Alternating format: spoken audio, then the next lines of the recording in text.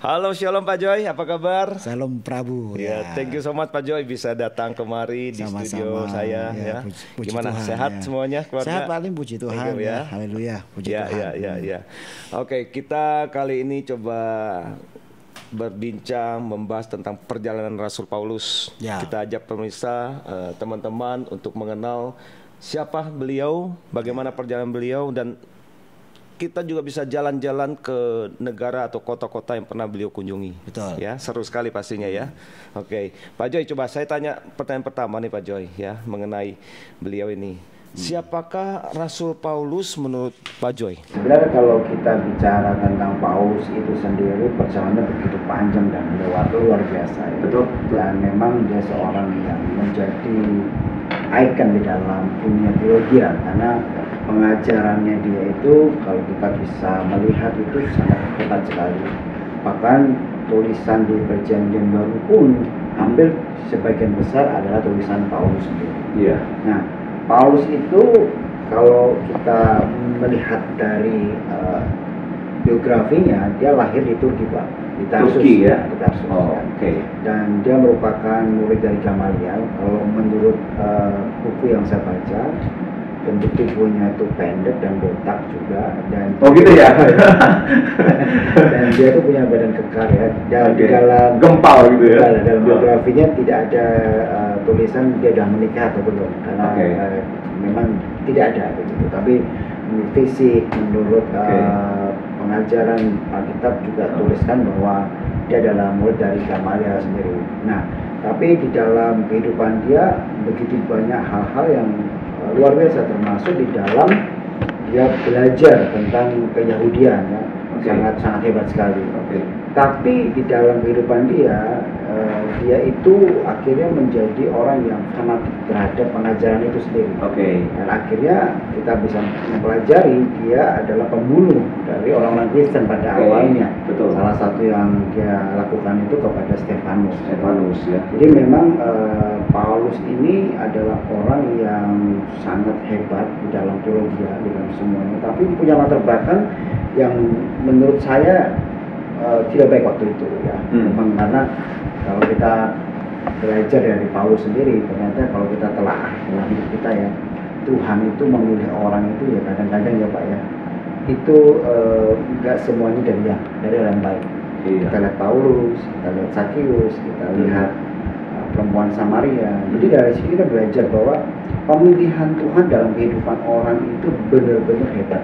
Dia bisa sangat mengerti tentang siapa orang ini, yang menurut manusia tidak mungkin bisa menjadi seorang dalam pelayanan, tidak mungkin menjadi seorang dalam sebuah perjalanan teologi seperti itu, tetapi Tuhan bisa milih.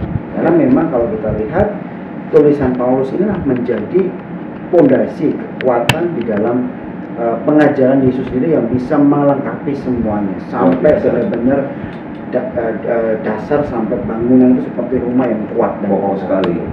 Nah, Paulus sendiri itu memang namanya dulu Saulus. Nah, Saulus itu kalau kita pelajari dalam firman Tuhan itu dulu namanya Saulus itu pernah dipakai oleh raja pertama namanya Saul. Iya betul. Saul itu dikata Saul. Saul itu artinya apa yang diminta dari Tuhan, Tuhan akan kasih. Nah, makanya Paulus itu namanya Saulus karena memang sama, sukunya Benyamin. Cuma dia mungkin pergi ke Turki, ke Tarsus itu, dan mungkin lahir di sana. Mungkin bisa kalau kita ngomong itu aliyah ya, sebuah orang Israel yang pergi gitulah. Tapi dia orang Israel, orang Yahudi. Orang Yahudi, tapi lahir di Tarsus. Nah, di dalam pendidikan tadi yang kita bilang bahwa nah, dalam kehidupan dia, biografi kehidupan dia yang begitu luar biasa, tidak serta-merta dia langsung berubah begitu saja jadi seorang teologi dan bisa menjadi pewarta yang terhebat di akui, dan sampai sekarang kita juga harus mengakui kehebatan dia. Betul. Nah, tapi itu semuanya karena ilham Roh Kudus yang Tuhan berikan. Jadi waktu dia perjalanan ke Damsyik ya, nanti saudara bisa lihat Damsyik itu di dalam peta itu Damaskus. Damaskus hari ini ya. Damaskus hari ini, nanti Pak Prabu juga bisa menjelaskan tentang Damaskus. Tapi mungkin kalau sekarang Damaskus itu tempatnya adanya di Suriah. Ya, hari ini nggak mungkin. Mungkin itu cuma kata urun ya gitu. Ini awal-awal kalau ke Damaskus saya rasa nggak ada yang mau pergi. Waktu dia pergi ke Damaskus, waktu itu mungkin di Damaskus itu Kristen lagi berkembang ya. Nah disitulah di tengah jalan ada namanya penampakan atau Tuhan berjumpa dengan Paulus. Dan disitulah Paulus mendapatkan sebuah hal yang baru dan akhirnya Paulus bertobat dan akhirnya berubah total dari yang dulunya mungkin hanya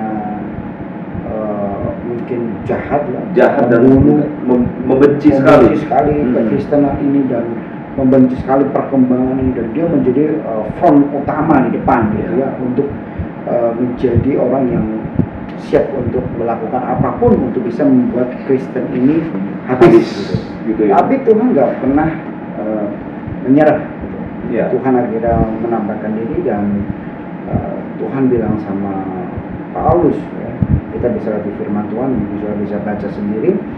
Nah disitulah Tuhan bilang, Paulus, kamu menganiaya. Siapa kamu? Aku Tuhan yang kamu aniaya itu. Nah disitu dia akhirnya buta selama 3 hari. Dan dia pergi ke Damsyik oleh pembapaan atau pembimbingan Ananias. Nah saya akan coba membuka firman Tuhan di Kisah Rasul pasal 9 dengan apa yang saya ceritakan dari awal tadi, ayat 1 sampai ayat yang ke-9 ya. Mungkin agak panjang tapi bisa memberkati saudara. Amin. Nah, dikatakan begini. Sementara itu berkobar-kobar hati Saulus. Jadi dulu namanya bukan Paulus, Saulus.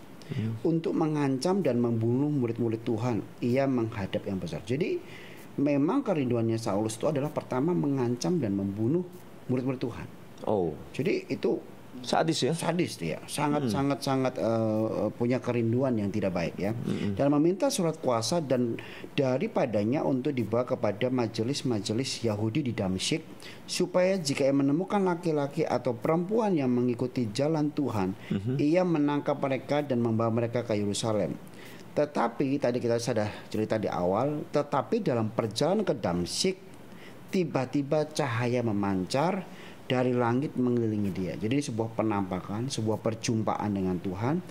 Ia rebah ke tanah dan kedengarlah oleh suatu suara berkata kepadanya, Saulus, Saulus, mengapa engkau menganiayaku? Nah, jawab Saulus, siapakah engkau Tuhan? Katanya, akulah Yesus yang kau aniaya itu.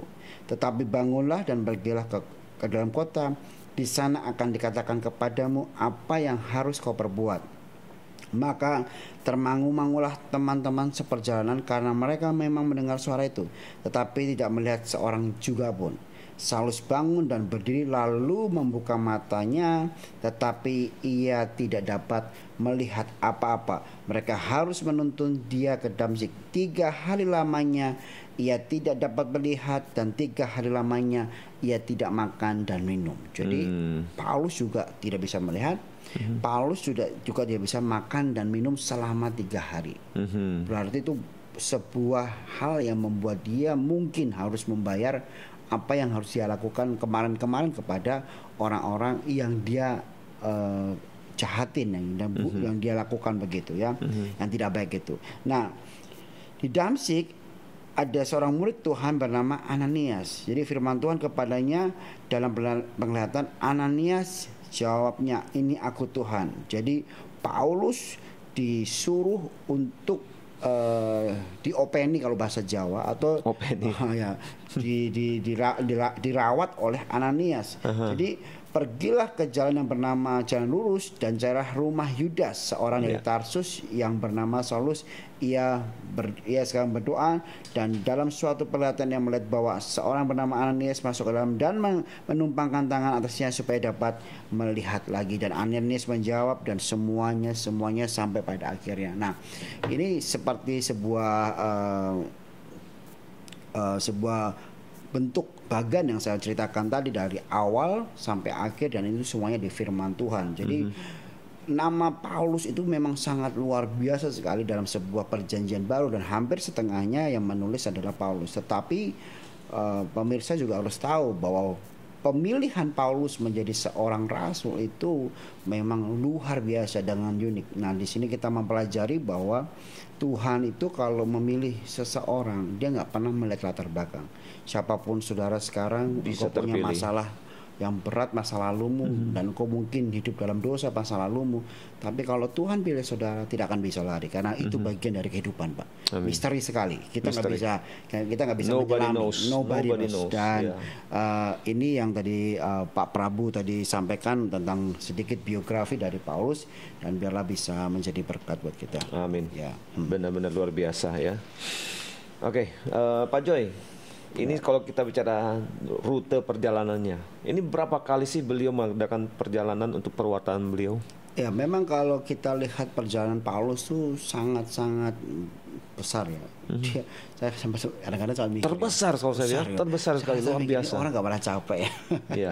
Terus yang kedua saya juga mikir nih, waktu itu kan transportasi nggak seperti Itu sekarang. kayak apa itu ya? Iya, itu harus naik kapal. Makanya waktu dia tulis dalam satu firman Tuhan, dia pernah karam kapal, dia pernah dipatok ular semua. Iya. Karena perjalanan dia itu sangat besar. Nah, kalau saya menulis ada 3 bagian. Jadi Oke. perjalanan pertama dia dari Antioquia ya, bersama dengan Barnabas, dan nanti ada perjalanan kedua yang kita akan bahas juga, dan perjalanan ketiga. Nah, mungkin kita mulai dari perjalanan pertama dulu ya. Pak Prabu ya. Jadi itu yang mungkin bisa kita Iya. sharingin gitu. Iya, betul.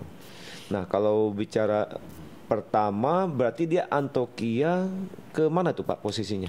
Jadi perjalanan pertama ini kalau kita lihat dia itu bersama Barnabas. Jadi kalau kita lihat sejarahnya dulu begini, kenapa kok mulainya atau start pertamanya Paulus itu di Antioquia? Ya. Nah, Antioquia pada waktu itu adalah kota yang besar sekali. Oke. Ya, penduduknya mungkin terbanyak waktu itu.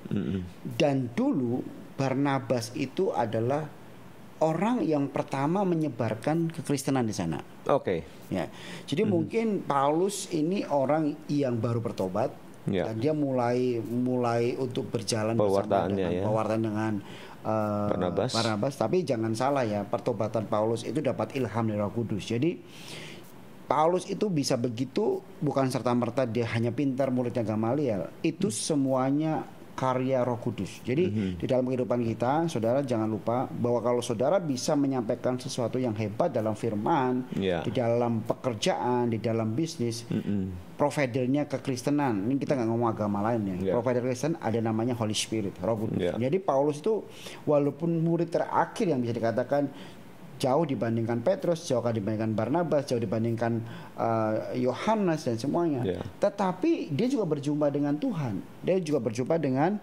Yesus. Akhirnya ilham Roh Kudus yang membuat dia kuat dan bisa menceritakan atau mendapatkan revelation, pewahyuan untuk membagikan. Nah, tetapi untuk dia memulai segala sesuatu, dia nggak bisa start point sendiri. Yeah. Karena dia nggak tahu, karena dia memulai itu apa Kristen itu. Nah, akhirnya dia memulai untuk berjalan dengan Barnabas. Makanya kenapa ke Antioquia? Karena kalau kita pelajari di Kisah Rasul pasal 11 bahwa kekristenan itu pertama dikatakan Kristen itu di Antioquia. Artinya sebuah hal yang besar, sebuah kalau sekarang bisa katakan revival atau sebuah kebangkitan rohani yang besar pertama kali itu di Antioquia. Yerusalem memang iya karena Yesus ada di sana, Israel memang iya. Tetapi di luar dari Yerusalem itu di Antioquia. Makanya start the point perjalanan Paulus dengan Barnabas di Antioquia. Kenapa? Paulus sedang berjalan untuk belajar. Ya. Tetapi berjalannya waktu, Paulus dapat ilham dan dia bisa mengembangkan dengan caranya sendiri. Nah, dari Antioquia dia langsung ke tempat kota modern namanya Antakya. Turki ya, Ya. dan menuju ke Siprus, kemudian ke Asia Kecil, tepatnya Anatolia Selatan, Anatolia. dan kembali ke Antioquia. Nah, Ya. diketahui bahwa wilayah Anatolia hari ini adalah wilayah modern Turki. Jadi kalau Ya. saudara nanti bisa pergi bersama Prabu, saudara akan, saya juga pengen sih, saya belum Ya. pernah ke Antioquia dan Anatolia ini. Ya. Kalau mungkin Pak Prabu bisa menjelaskan untuk Ya. hal itu, nanti itu sangat luar biasa sekali ya. Betul, gitu. betul, Nah, betul. dan terdapat di sana juga wilayah-wilayah Turki yang Paulus datangi, dan dia bisa expand sendiri perjalanan pertama ini, dan Paulus sendiri disitulah dalam perjalanan pertama ini mulai mengganti nama Yahudi dari Saulus menjadi Paulus, dan begitu banyak cerita-cerita yang kita lihat dalam perjalanan pertama. Tapi Ya. startnya di Antioquia, terus dia di Asia Kecil, dia ke Ya. Turki, terus dia ke titik-titik yang dimana Tuhan taruh di hatinya untuk bisa mengembangkan hal itu gitu. Ya, teman-teman, untuk diketahui Antioquia hari ini Turki modern itu disebut Antakya.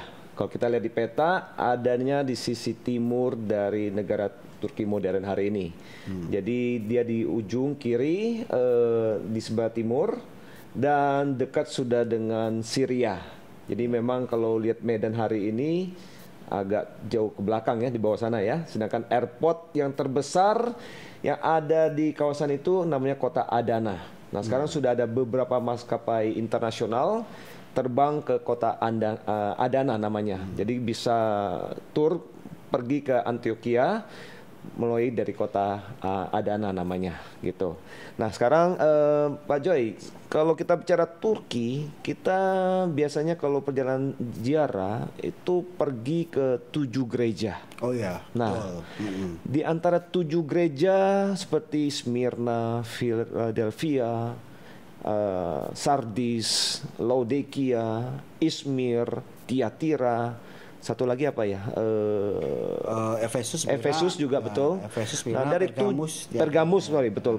Dari 7 ini kota mana yang sebenarnya Paulus sempat singgah? Ya, jadi gini, Paulus tuh memang lahirnya di Tarsus ya, di Turki. Tetapi menurut perjalanan yang saya pelajari dan sedang saya juga terus dalami, dia tidak pernah ke 7 gereja ini. Kalau kita lihat 7 gereja ini adalah sebuah firman kepada 7 jemaat, itu yang menulis adalah Yohanes sendiri. Yohanes, oke. Tetapi di dalam firman Tuhan di Perjanjian Baru ada Efesus. Nah, Efesus inilah yang merupakan tujuan Paulus dari 7 gereja ini. Artinya dari 7 ini cuma Efesus yang ketahuan di dalam sebuah perjalanan dari sebuah historical yang kita pelajari, cuma Efesus. Ya. Nah, kenapa Paulus menulis kepada jemaat di Efesus? Jadi pada waktu itu memang tujuan Paulus menulis surat kepada jemaat itu untuk supaya mereka tidak lagi menyembah dewa Yunani. Karena pada waktu itu dewa Artemis lah yang terbesar. Jadi mereka mempercayai bahwa dewa Artemis ini sangat luar biasa, membawa kesuburan, dan mereka melakukan untuk menyembah dewa itu supaya tunduk kepada kaisar. Nah, Paulus menulis surat untuk supaya mereka tidak terpengaruh dengan hal itu. Dia terpengaruh untuk dia mempengaruhi untuk jemaat fokus kepada Tuhan. Dan suratnya berisi perintah, berisi himbauan untuk hidup di dalam Kristus. Nah, kalau saya baca satu dalam surat pertama bagian Efesus ini, ditemukan bahwa Paulus menulis bahwa Tuhan telah memilih umatnya, bagaimana Tuhan melalui Yesus Kristus anaknya mengampuni dan membebaskan umatnya dari dosa. Jadi Paulus itu intens sekali untuk menyampaikan hal fokus kepada Tuhan. Nah, salah satu yang terkenal dari tulisan Paulus adalah Efesus pasal 2 ayat 8. Dikatakan sebab karena kasih karunia kamu diselamatkan oleh iman. Itu bukan hasil usahamu tetapi pemberian Tuhan. Itu bukan hasil pekerjaanmu, jangan ada orang yang memegahkan diri. Artinya dia sedang menyinggung bahwa dewa yang kamu sembah, bahwa waktu itu semuanya fokus kepada kesuburan karena penyembahan dewa itu bukan karena dewa itu, tapi semua kasih karunia. Ya kalau kita aplikasikan sekarang, kita nggak boleh lagi menyembah berhala, kita nggak boleh lagi menyembah sesuatu yang bisa dikatakan orang bisa memberkati kita, ya tidak boleh Pak Prabu. Jadi kita harus menyembah Tuhan. Jadi setiap yang kita terima dari Tuhan itu bukan hasil usaha kita, tapi semua kasih karunia, anugerah gitu. Jadi dari pertanyaan Prabu tadi, kenapa 7 gereja cuma Efesus? Ya memang dia intensnya ke Efesus. Jadi saya bisa finalkan bahwa Paulus tidak pernah ke 7 gereja, tapi Paulus cuma ke Efesus. Efesus saja. Berarti dari 7 yang beliau kunjungi. Karena dia punya misi tersendiri. Baik. Tapi anyway, teman-teman, biasanya rute itu menjadi rute yang sangat favorit ya. Dan Pak Joy sendiri sudah ke sana ya? Sudah. Biasanya kalau Israel itu Israel Turki. Ya, betul. Israel 7 gereja. Betul. Gitu. Berarti kalau ke sana kita pasti pergi selain ke 7 gereja juga ke Istanbul ya. Istanbul, Kapadokia, Pamukkale, Ankara. Nah, itu objek kota-kota yang keren sekali tuh ya. Itu kalau di sana itu menurut Bapak ada sejarah apa aja itu di tempat itu? Kalau itu ya objeknya banyak sekali, sejarahnya banyak sekali. Apalagi di Turki sendiri ya. Iya, luar biasa itu. Itu bagian Pak Prabu itu. Di video berikutnya saya akan bahas itu ya. Dan terutama ibu kotanya Istanbul ya keren ya kan. Dia punya bukit, dia punya selat ya kan, Bosporus ya kan. Wah, terus makanannya juga enak banget, seafoodnya, wah keren. Itu mungkin nanti kapan-kapan itu bisa kita bisa jelaskan ke pemirsa juga. Betul. Bahwa dulu tuh tempat yang ngalami revival, ngalami kebangkitan rohani dulu Kristen loh Pak itu. Hampir 100%. Gitu ya. Tetapi ada perubahan. Nah, itu sejarahnya ada tuh. Itu bagus tuh. Nanti itu mungkin Ottoman itu. Itu Ottoman itu. Pak Prabu makanya ada bentuk masjid seperti gereja. Itu bagus tuh. Itu Ottoman itu ya. Nanti itu momen berikutnya ya. Oke. Nah, sekarang kalau kita bicara Turki sudah tadi, perjalanan Rasul Paulus juga pergi ke Makedonia, ke Yunani. Nah, yang saya tahu mungkin Pak Joy bisa lengkapi, beliau itu masuknya dari utara, tepatnya di Kavala Dari Kavala beliau pergi ke Filipi, kemudian turun ke Tesalonika, kemudian masuk ke Athena dan juga Korintus, lamanya di Korintus gitu. Mungkin Pak Joy boleh kasih gambaran seperti apa? Jadi kalau yang disampaikan oleh Pak Prabu tadi, Pak pemirsa, ini adalah perjalanan kedua. Jadi memang perjalanan pertama itu Paulus itu mungkin baru belajar. Nah, belajar kedua dia lebih expand. Jauh sekali. Tadi seperti Bapak tadi sampaikan. Nah, Paulus itu ditemani oleh Silas pada waktu itu. Nah, sebagai jemaat dan teman sekerja Paulus. Nah, dia pergi pada tahun 49 Masehi dari Antioquia menuju Suriah, Kilikia, dan itu daerah pesisir Asia Kecil itu. Dan itu mungkin sekarang itu tempat yang padang gurun semua. Menurut saya kan nggak begitu intens dalam hal itu, mungkin Pak Prabu nanti yang bisa menyampaikan itu ya. Tetapi ada sesuatu yang menarik di dalam perjalanan itu. Dari Kilikia dia tiba di Galatia. Nah, saya akan coba belajar, kita akan juga membuka tentang Paulus tadi menulis tentang surat di Efesus, saya sudah ceritakan. Nah, di Galatia ini juga sama. Nah, di Galatia ini unik Pak Prabu. Paulus ini one day dia ke Galatia. Nah, waktu di Galatia itu beda konteks dengan Yunani. Ya. Kalau tadi kita Efesus itu ada Artemis. Nah, Galatia ada Kristen yang palsu. Loh, apalagi tuh? Ajaran palsu. Seperti jadi, apa tuh? Ya banyak nanti kalau di dalam Galatia itu makanya Paulus tuh ngomong keras tuh, jangan mengikuti ajaran palsu karena Kristen waktu itu berkembang besar ya. Kristen berkembang ya sama sampai sekarang kan. Kristen juga berkembang besar. Perjalanan waktu semuanya punya pendapat teologi atau pemahaman atau mungkin prinsip yang berbeda-beda. Nah, Paulus pintar waktu itu. Dia fokus kepada Tuhan Yesus. Jadi di Galatia Paulus mengajarkan untuk benar, kebenaran. Karena banyak yang palsu. Nah, disitulah Paulus menyampaikan tentang kebenaran. Jadi saya nggak bisa ceritakan banyak hal karena kita waktunya sangat singkat. Tetapi dalam perjalanan kedua ini Paulus lebih dalam lagi mengenal Tuhan, lebih expert lagi mengenal Tuhan. Kenapa? Karena dia bisa menjelaskan mana yang benar, mana yang palsu. Misalnya kita punya barang nih, kalau kita sudah expert di barang itu, kita tahu ini orang nawarin kita, oh ini palsu. Ini benar gitu. Nah, Paulus tuh sampai expertnya seperti itu. Langsung tahu tuh ya. Hebat sekali. Makanya dia bilang jangan sampai kamu terjerat dengan ajaran palsu. Ya bahasanya begitu lagi. Hati-hati dengan ajaran palsu. Hati-hati yang KW bisa gitu kan. Hati-hati yang nggak benar ini. Ya, bisa aja ada Yesus palsu waktu itu. Ada pengajaran tentang teologi yang palsu ya, tentang ini dan itu. Karena memang begitu banyak pengajaran pada waktu itu. Tetapi akhirnya dia terus tuh di Galatia, terus ke Antioquia, terus ke kawasan Galatia ada Ankara, ada Korum, ada provinsi Yorsal, terus di Listra. Nah, di Listra itu dia bertemu dengan Barnabas lagi, bertemu dengan Silas dan bertemu dengan murid yang muda namanya Timotius. Ya, itu juga ada pembelajaran. Jadi Paulus itu orang yang suka regenerasi. Jadi multiple. Jadi dia berbisnis juga pintar sekali. Dia juga regenerasi. Dia nggak pernah fokus pada pribadi dia. Dan dia juga sangat-sangat dalam dengan Tuhan.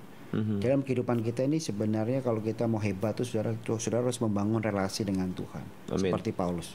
Paulus tuh membangun relasinya luar biasa sekali. Makanya Paulus tuh mendidik Timotius. Makanya ada firman Tuhan di surat Timotius. Jadi Timotius itu bukan sebuah tempat. Timotius itu nama orang. Jadi di dalam tulisannya Paulus cuma satu yang ditulis namanya surat Timotius, itu untuk nama orang. Tapi yang lainnya itu nama-nama tempat. Berarti Efesus, Korintus, Tesalonika, banyak itu. Nah, itu semuanya ada makna-makna. Nah, dari situ Paulus pergi lagi ke Frigia, sebuah kerajaan di bagian barat Anatolia yang kini merupakan negara Turki dan berbatasan dengan Mysia. Dan di daerah kecil itu ada namanya Marmara. Itu banyak sekali. Jadi Paulus tuh kalau kita lihat peta itu ya, Pak Prabu nanti mungkin bisa jelaskan perjalanan. Dan dari barat laut letaknya adalah pesisir selatan Laut Marmara itu ada selama Laut Marmara mereka bergabung dengan Lukas di Troas. Troas itu seperti apa ya Pak? Troas itu kalau hari ini saya bilang itu Kanakaleh. Oh, Kanakaleh. Yang ada Trojan itu. Oh ya itu itu yang di daerah situ. Ya ada di daerah situlah kawasannya. Kalau Marmara itu Pak? Marmara gini. Tadi kita bicara Anatolia. Ya, Anatolia ini hari ini kita sebutnya Asia Kecil ya. Dimana kalau kita lihat di peta posisinya itu hari ini semua Turki yang ada di bawah dari Selat Marmara itulah namanya Anatolia. Jadi semuanya, nah inilah namanya Asia Kecil.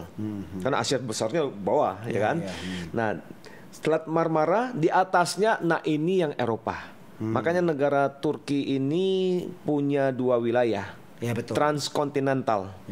Ada punya Asia, di mana di bawahnya Marmara, Selat Marmara, dan di atasnya itu yang Eropanya. Kayak Egypt ya. Kayak Mesir juga. Ada Asia dan Afrika. Betul. Nah, kalau kayak seperti Istanbul itu masuk ke Eropa. Karena dia di atas ya kan. Nah, kalau bawahnya seperti apa itu namanya kayak 7 gereja dan tadi Antioquia semuanya sebut itu semuanya Anatolia atau Asia Kecil gitu loh gambarannya. Jadi memang kalau kita lihat tuh perjalanan Paulus tuh begitu banyak tempat yang dia singgahin. Luar biasa sekali. Iya. Nah, mungkin saya tambahkan kalau hari ini zaman modern ini kalau kita mau ziarah rute ini, ya kita bisa datang dari Turki, Seven Churches tadi kita kelarkan dengan kota-kota lain, Istanbul lah, Kapadokia, Ankara, Pamukkale, segala macam. Nah, dari situ kita bisa ke Yunani lewat darat, Pak. Iya. Ya, ada option 2. Sampai Athena. Betul, bisa terbang, bisa darat. Kalau darat, dari Istanbul bisa langsung masuk ke Kavala. Nah, Kavala itu kota pelabuhan. Kalau menurut Prabu, ya. Pak Paulus ini waktu dari Turki ke Athena naik kapal apa naik? Oh, ini naik kapal pasti. Kan dari tadi posisinya di Troas. Ya, dari situ dari Kanakkale dia ke arah Kavala berarti. Kavala ya. Kavala dia turun masuk ke Filipi. Ya. Kurang lebih mungkin itu 18 km lah ya, di situ ya. Dari situ baru turun ke bawah dia. Lama di Korintus. Nah, kalau kita tur ya berarti dari misalnya mau perjalanan Turki Yunani berarti Turkinya Istanbul ke Kavala turun. Itu bisa berapa hari tuh? Mungkin kita bicara 15 hari perjalanan lah ya. Antara 15 sampai 18 hari. Tapi ya. kalau dengan Pak Prabu gak terasa. 15 hari kayak 2 hari. Karena saya sudah mencoba. Iya. Dan kalau sampai di Yunani ya selain tadi kita bicara Kava, Filipi, Tesalonika, Korintus, Athena. Nah di Athena tentu selain kita bisa tahu tempat di mana Paulus berkhotbah, tentunya di video sebelumnya juga saya sudah sempat tayangkan tentang kota Athena. Banyak sekali yang bisa kita lihat. Betul. Ya kan? Kemudian antara Tesalonika menuju ke Athena ada kota yang menarik, Pak Joy, namanya Kalambaka. Nah, kita lihat sebentar apa gambaran dari Kalambaka, silakan.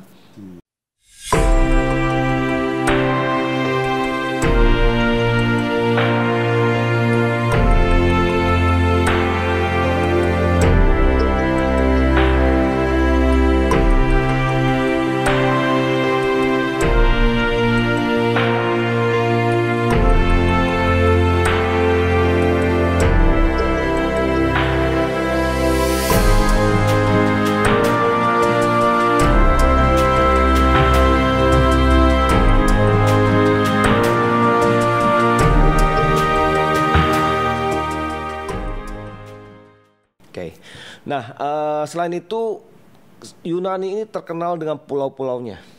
Nah, di video sebelumnya saya sempat tayangkan juga, Pak Joy, ada Santorini.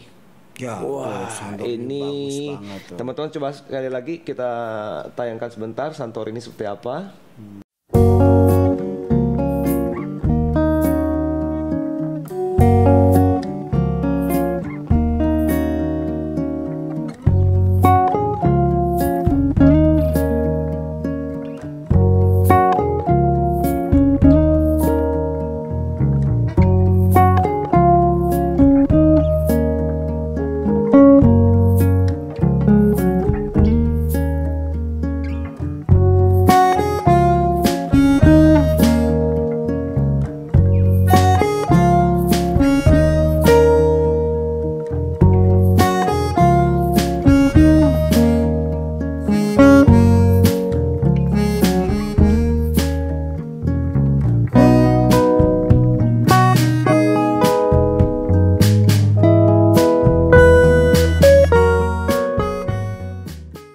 Ada lagi Pak Joy, Mykonos, satu pulau lebih kecil lagi, dekat dengan Santorini, lebih kecil, dan ini juga pulau yang sangat ramai dengan turis.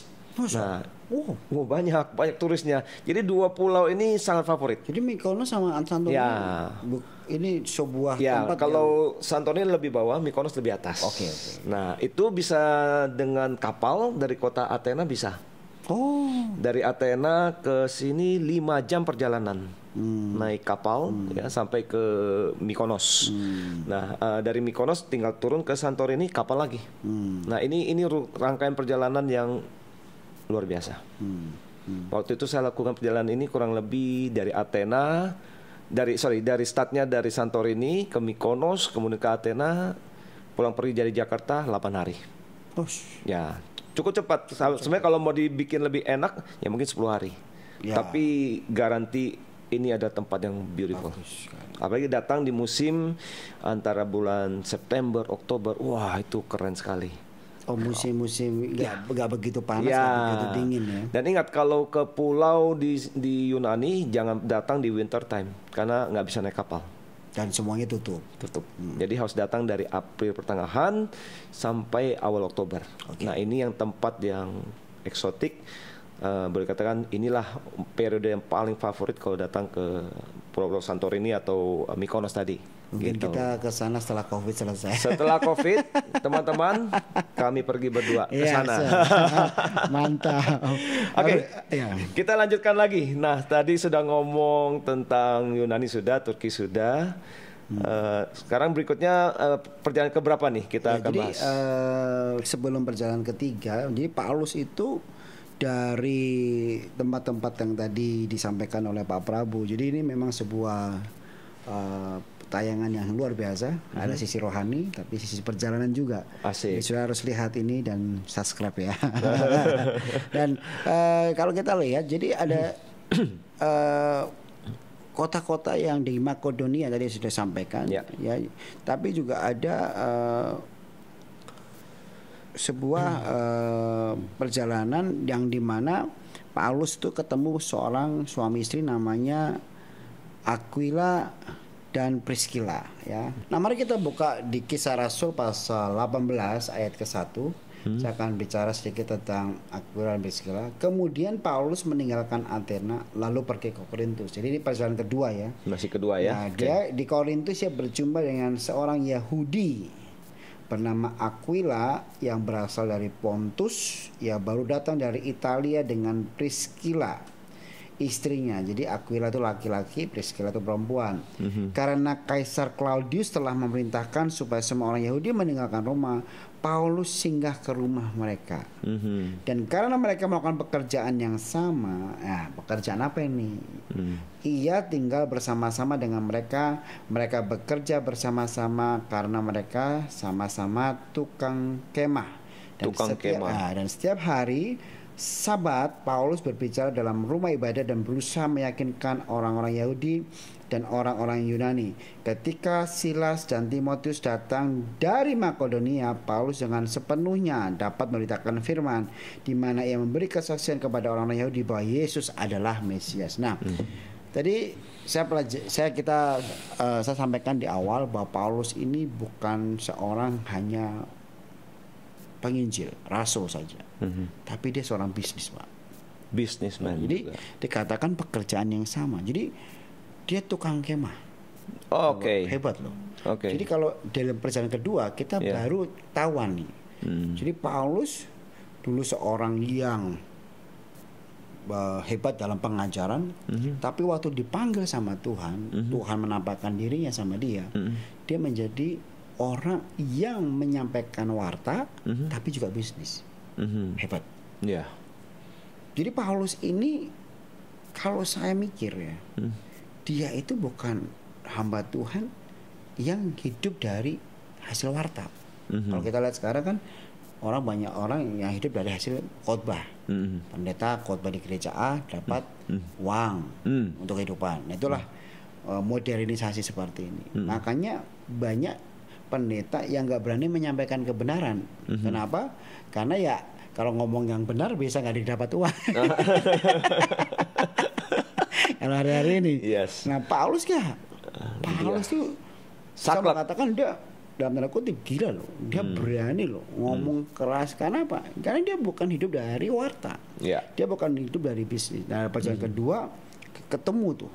Dia hidup dari bisnis. Jadi dia mencari nafkahnya dari situ. Nafkah, dan dia bisa memberkati. Dan baru ketahuan juga bahwa Paulus bisa pergi kemana-mana. Itu kan zaman dulu juga ada mata uang. Ya, harus ada biaya itu. Harus biaya. Saya pernah bertanya-tanya dan saya mungkin sempat mempelajari.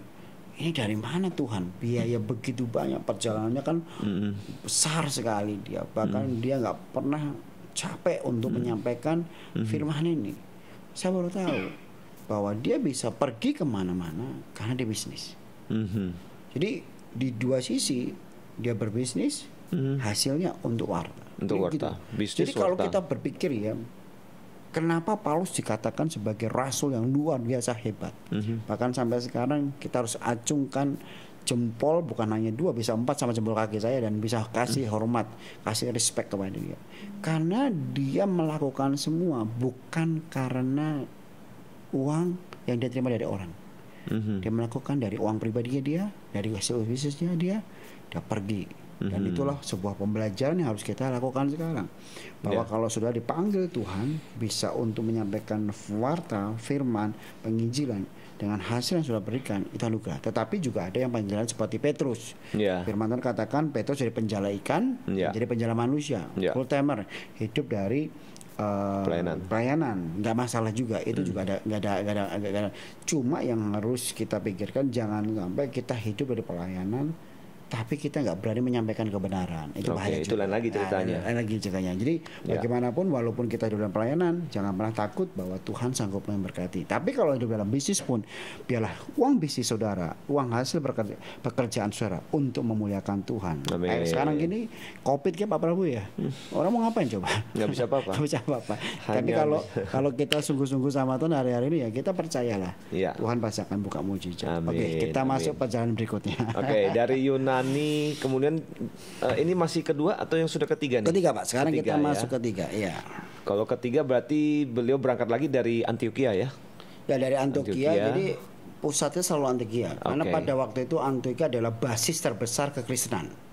Jadi kalau sekarang ini Manado lah gitu. Nah, kalau yang ketiga ini arahnya kemana lagi nih? Nah, dari Antioquia Paulus pergi ke Galatia lagi dan ke Virgia untuk mendukung gereja-gereja yang telah ia dirikan. Jadi kehebatan dia itu, uang yang dia dapat dari hasil tadi diriin gereja loh. Hebat tuh orang. Nah, sebelum sebelumnya ia berkeliling dari wilayah barat namanya Bitinia dan tiba di Efesus dengan perjalanan darat. Coba mungkin bisa jelaskan tuh Pak, dari Galatia Frigia ke Efesus perjalanan darat itu berapa lama? Waduh, hari itu nggak ada tol setahu saya.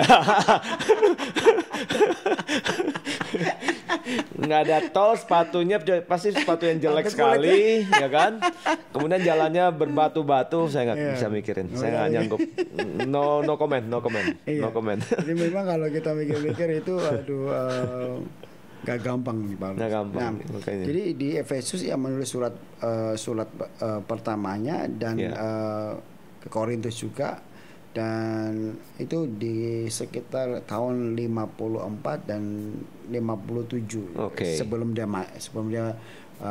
harus dihukum ya. Nah, setelah dari 3 tahun di Efesus, dia lama tuh di Efesus. Dia lama tuh ya. 3 tahun di Efesus karena dia ingin merombak tadi yang dia tulis tentang. Berarti Efesus dia datang 2 kali. 2 kali ya. Dan 2 kali. Jadi yang pertama dia mencari masa mengomongkan Yesus. Yang kedua kali dia mendirikan tubuh Kristus, gerejanya di sana. Dia di situ dia lama karena dia ingin memutarbalikkan prinsip yang salah selama ini. Kan nggak gampang ya. Misalnya selama ini kita nyembah berhala gitu ya, terus kita ngomong Yesus gitu. Nggak mungkin langsung orang Yesus siapa gitu. Ya perlu diasupan banyak hal gitu ya tentang doktrin-doktrin yang selama ini mungkin mereka salah gitu. Jadi untuk mengubah orang dari dulu mengenal A sekarang mengenal B. Itu nggak gampang. Paulus harus takes time di situ. Termasuk salah satu kota yang lama dia ini, karena mungkin Efesus rasul-rasul yang lain nggak begitu intens gitu. Jadi Barnabas kan di Antioquia gitu. Nggak ngembang. Petrus di mana ini. Paulus mungkin punya hati di situ. Makanya dia rasul yang luar biasa. Passionnya kuat sekali ya, passionnya. Passionnya memang untuk Tuhan itu luar biasa. Nah, dari situ dia ke Troas dan disertai oleh beberapa murid-muridnya dan disitulah terjadi rencana pembunuhan terhadap dia. Gitu. Itu berarti dia kembali lagi ke Yunani lagi berarti? Kembali ke Yunani lagi. Iya. Sampai akhirnya terakhir dia berarti ke Yerusalem berarti ya? Dia harus ke Yerusalem karena dia itu ke Yerusalem karena juga gak punya visi misi tentang kekristenan ini. Karena Antioquia, Yerusalem itu dulu basis terbesar tuh. Yerusalem karena Yesus lahir di sana, kita tahu. Kalau kita ke Israel, dan memang Yesus menceramahkan tentang siapa dia, tentang ketuhanan dia di Yerusalem. Paulus harus ke sana juga. Tetapi pas di sana lah malah Paulus ditangkap ya. Itu tahun berapa tuh Pak Jay kira-kira itu? Ya mungkin waktu ke Yerusalem tuh sekitar 57 ya. 57 ya. Ya, jadi di sana Paulus ditangkap dan Paulus dibawa ke Roma ya. Paulus tuh matinya di Roma. Tapi sebelum Paulus bawa ke Roma ada tempat-tempat yang lainnya dia kunjungi itu. Itu ada Malta itu. Ada Malta itu betul Malta. Di situ ada Malta dan Paulus harus dipenjara juga. Gitu. Nah, Pak Joy, kalau kita bicara Malta di video saya sudah ada perjalanan tentang Malta tuh. Bahkan ada part 1 dan part 2. Wah, bagus. Nah, itu teman-teman yang belum sempat nonton, silakan nonton video Prabu part 1, part 2 dari Malta. Nah, di sini di video saya ada jelaskan tentang perjalanan beliau dan ada 3 lokasi yang penting. Satu namanya Katedral Saint John, shipwreck, artinya kapal karam, artinya gereja yang mempresentasikan peristiwa di mana kapal karam, ya kan? Kemudian ada Saint Paul Cathedral, di mana ini dulunya istana dari Publius. Pak Jus pasti tahu ya bahwa Publius ini adalah gubernur dari Romawi pada masa itu yang menyambut kedatangan Rasul Paulus, ya kan? Dan itu memang waktu Publius itu menyambut dia, Malta tuh termasuk Publius itu terima Yesus tuh. Ya, setelah itu beliau jadi Kristen tuh. Dan semuanya ikut jadi Kristen. Nah, itu yang luar biasa sekali. Dan satu lagi namanya Gereja Saint Paul. di mana di bawahnya itu adalah goa, di mana tempat Paulus tinggal selama 3 bulan di situ. Wah. Ah, itu dia ceritanya. Dia pernah melarikan diri. Iya. Jadi kalau selain ziarah ya sekalian kita bisa lihat tempat-tempat wisata yang ada di Malta. Nah, kalau mau lihat sebentar, coba teman-teman lihat sebentar sekilas dari Pulau Malta. Ya. Silakan.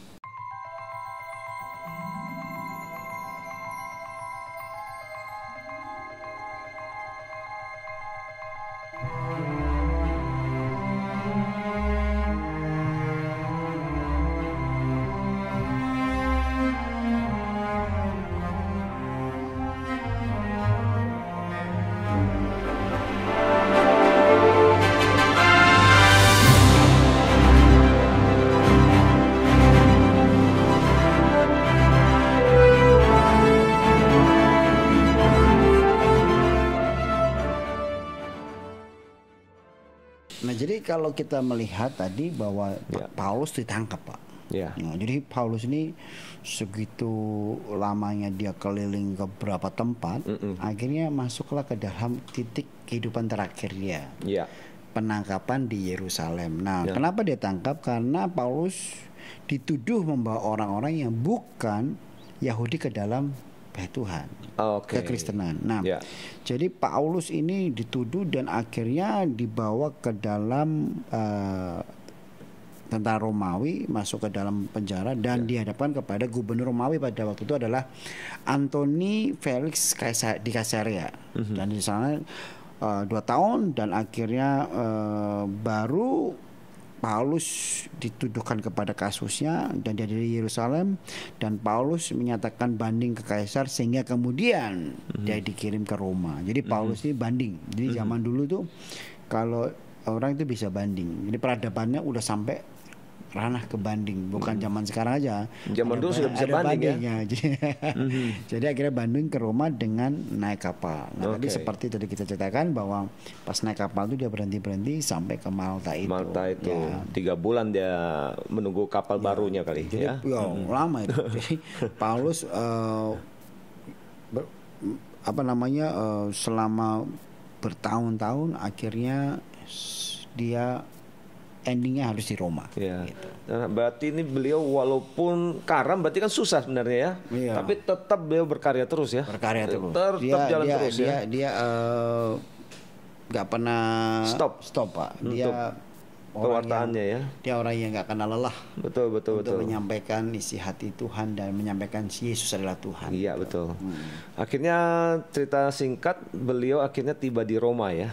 Dan itu akhir Roma. dari hayat beliau kan di situ ya. Ya, menurut, tapi nggak tahu apakah ini benar apa tidak. Menurut sejarah dia harus dipenggal kepalanya. Ya, Karena, di dalam kekaisaran Raja Nero pada waktu itu. Ya. Dan kalau kita lihat mungkin Pak Prabu bisa jelaskan itu ada 2 tempat yang di Vatikan itu ya. Ya. Lalu jadi persisnya teman-teman, ketika beliau dipenggal itu sekarang menjadi suatu gereja di kota Roma, namanya Gereja San Paolo alle Tre Fontane. Ya, nah, seperti ini gambar dari gerejanya.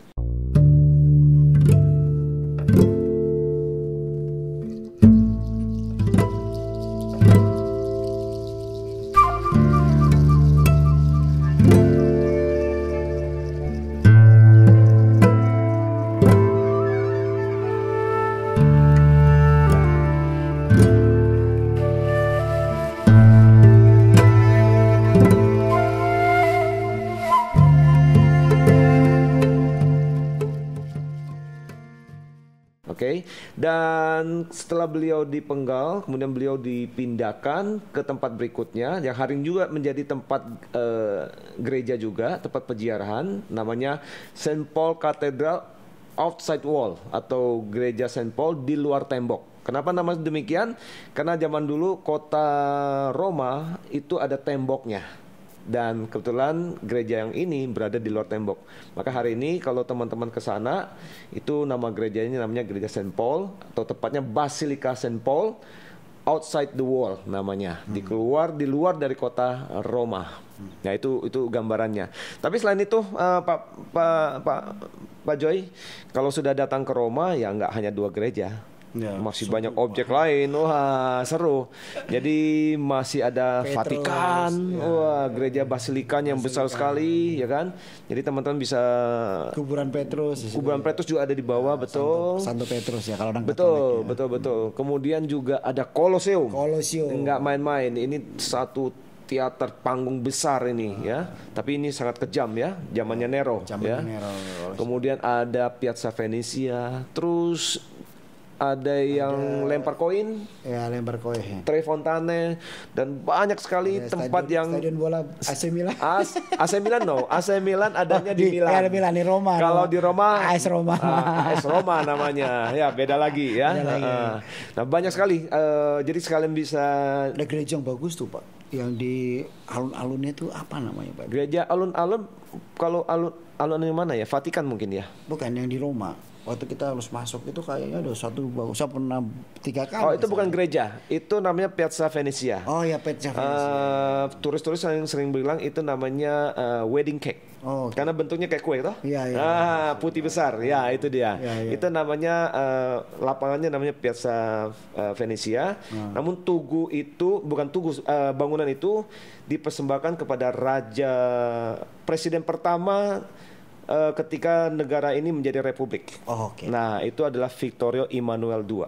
Nah, itu yang Bapak, saya yakin itu yang Bapak maksud ya. Namanya Vittorio Emanuele II namanya. Ya? Nah, itu gede sekali, betul. Ya, itu gambarannya, dan tentunya masih banyak yang bisa kita lihat di kota Roma selain yang saya sebutkan barusan tadi. Nah, itu gambarannya lah ya, kurang lebih ya.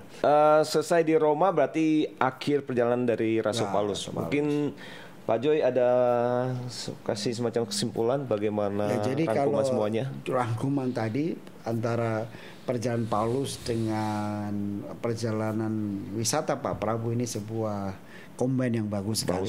Dan betul. Itu nanti mungkin kita bisa sebagai orang percaya harus bikin rute seperti ini. Dan ini kita harus belajar untuk mengenal Paulus lebih dalam lagi. Nah, kesimpulan saya cuma 2 Pak. Yang pertama, biarlah Spirit Paulus itu ada selalu dalam anak-anak Tuhan. Amin. Apa tuh Spirit Paulus? Dia tidak pernah kenal lelah.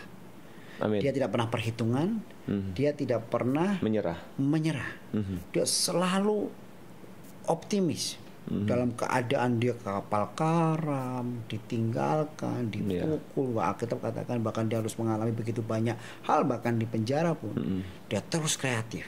Nah, seberapa banyak anak Tuhan hari ini, seberapa banyak orang-orang yang dalam masa-masa sekarang ini COVID ini lemah, Pak, capek, meninggalkan Tuhan, kecewa, putus asa, bahkan dia bilang kok begini keadaannya gitu. Ya mungkin banyak orang yang sedang menjerit hari-hari ini dengan keadaan yang seperti ini. Tapi saudara harus lihat Paulus. Apakah zaman dulu tantangannya kecil? Lebih ringan tidak juga. Orang zaman dulu kalau Kristen langsung dipenggal, Pak, langsung disalib, karena memang seperti itu hukumnya gitu. Paulus kriminal. Paulus harus dikejar-kejar dengan tuduhan seperti itu. Tapi spirit nih, passion dia, gairah ini harus kita miliki. Nah, yang kedua, Paulus ini punya sesuatu yang hebat. Dia cinta Tuhan. Dia tahu begini, bahwa Tuhan sudah lebih dulu mencintai dia. Jadi banyak orang itu sama Tuhan itu sekarang begini, aku ikut Tuhan selama Tuhan berkati aku. Tapi Paulus enggak. Aku ikut Tuhan karena dia lebih dulu mencintai aku. Jadi dia lakukan semua karena dasar cinta. Misalnya dia tahu kenapa dia melakukan ini, karena Tuhan lebih dulu berkorban buat dia. Artinya dia keliling kemana-mana karena cinta. Orang itu kalau bergerak dengan cinta itu indah, Pak. Misalnya Pak Prabu mencintai istri, istrinya telepon, Pak Prabu lagi di Kelapa Gading lah, tiba-tiba istrinya lagi males gitu, sayang beliin aku dong bakso. Di mana? Dari Kelapa Gading ke Tangerang. Namanya cinta, jalanin. Gak berat, karena yang menyuruh orang yang kita cintai. Betul. Sama Paulus juga mengalami begitu. Dia mengerti bahwa arti sebuah hubungan dengan Tuhan itu hebat. Jadi kesimpulannya dalam kehidupan kita harus punya passion, spirit, kekuatan, power. Jangan menyerah apapun yang terjadi. Termasuk Pak Prabu harus bikin sampai 1000 episode. Karena ini saya percaya, amin aja. Ini yang subscribe akan banyak. Dan yang kedua juga yang penting kita harus tahu dasar hidup kita adalah kita dicintai Tuhan. Kalau orang merasa dicintai, dia aman gitu. Ini kesimpulannya gitu. Oke, kalau gitu terima kasih banyak sama-sama. Pak Joy atas waktunya bisa mampir ke studio saya. Kita ngobrol panjang lebar tentang perjalanan Rasul Paulus. Terima kasih juga karena saya belajar banyak tentang perjalanan yang aneh-aneh kayak Malta. Betul. Nah, bagi teman-teman yang suka dengan video ini, silakan untuk klik like, share, subscribe, dan nyalakan loncengnya. Dan jika kalian penasaran kota mana yang inginkan kunjungi untuk saya bahas di video berikutnya, saya akan komen di bawah. Saya Prabu dan Bapak Pendeta Joy Israel. Sampai jumpa. Sampai ketemu lagi ya. Dah, God bless.